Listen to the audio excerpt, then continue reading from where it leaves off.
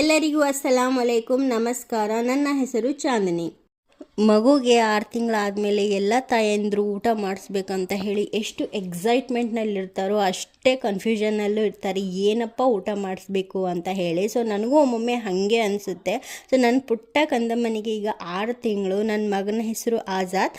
ನಾನು ಇವನಿಗೆ ಇವತ್ತು ಸಾಲಿಡ್ ಫುಡ್, ಇವತ್ತಂತಲ್ಲ ಸಾಲಿಡ್ ಫುಡ್ ಆಲ್ರೆಡಿ ನಾವು ಸ್ಟಾರ್ಟ್ ಮಾಡಿದ್ದೀವಿ. ಸೊ ನಾನು ಇವತ್ತು ಅವನಿಗೆ ಆ್ಯಪಲ್ ಪ್ಯೂರೇನ ಕೊಡ್ತಾ ಇದ್ದೀನಿ. ನಾನು ಅಬ್ಸರ್ವ್ ಮಾಡಿರೋ ಹಾಗೆ ಆಜಾದ್ಗೆ ಆ್ಯಪಲ್ ಅಂದರೆ ತುಂಬಾ ಇಷ್ಟ. ಅವನು ಎಷ್ಟು ಆರಾಮಾಗಿ ತಿಂತಾನೆ ಅಂದರೆ ಏನು ಕಾಡ್ಸೋದೇ ಇಲ್ಲ. ಸೊ ಆ್ಯಪಲ್ನ ನಾನು ಸ್ಟೀಮ್ ಮಾಡಿ ಅದನ್ನು ಮಿಕ್ಸಿ ಮಾಡಿ ಅದಕ್ಕೆ ಮಿಲ್ಕ್ನ ಆ್ಯಡ್ ಮಾಡಿದ್ದೀನಿ.